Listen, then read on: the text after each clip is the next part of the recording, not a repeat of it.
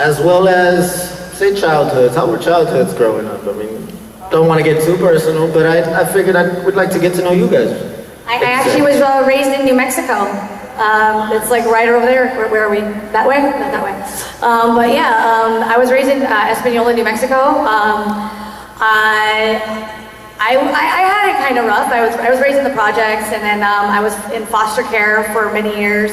And I actually ended up with a Japanese family adopted me, and that was nuts. Cause like I'm like, you know, in my teens, almost aged out of foster care system, and to have Mama June adopt me, and they didn't even watch anime. I was like, what?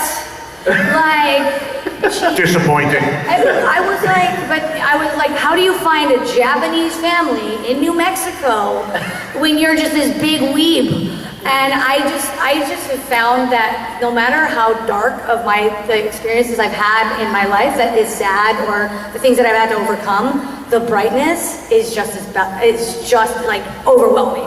It's like I can't make this stuff up. I'm just like blown away. Like it can be super extremely sad, but it's balanced in whatever chaotic world it is. It's absolutely balanced. It's brought you harmony. But I appreciate all the things that I have, and like he's been very lucky to have the family that he has. I've met both his mom, rest may she rest, and his dad is amazing. He's had plenty of things, and it's really nice to share two different lives. Like how can I say this politely? When you had too much and too little, but also found a way to again be balanced. And it was a very beautiful thing, and it's a great partnership. He's one of my best friends in the world, and we do a lot of these things to honor his mom too.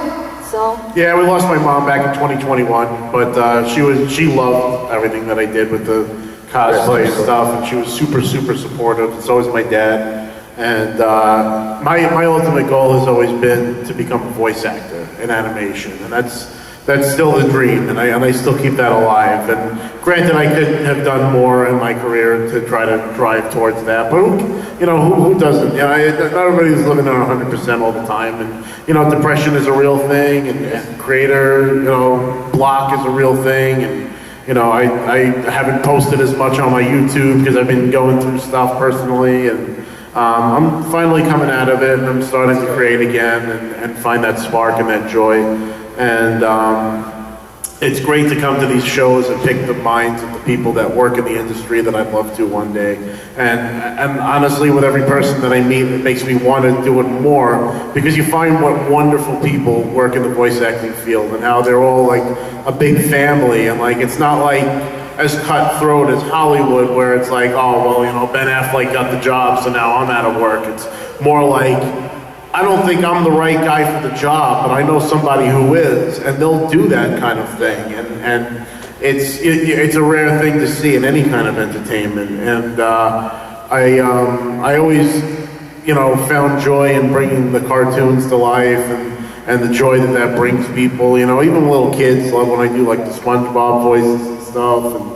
And it's always been fun to me to play around with those characters and kind of step out of my own shoes. And that's where the cosplay really came into play too, because everybody's got their own demons, and I felt that like stepping out of my own shoes was kind of cathartic for me at that time in my life, where it's like I get to not be me, and then like.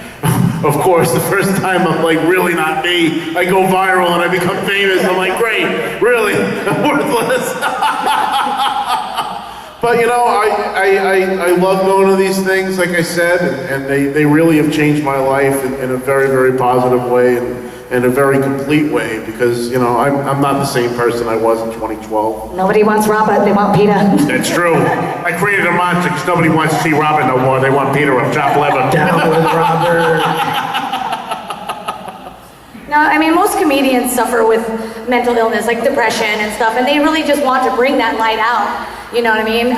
We've gotten better at the self-deprecation jokes, just because that's not good for your mental health, but the fact that we want to bring joy and comedy and laughter and that fun energy, that's the light we want to bring to the world, so that's what we do.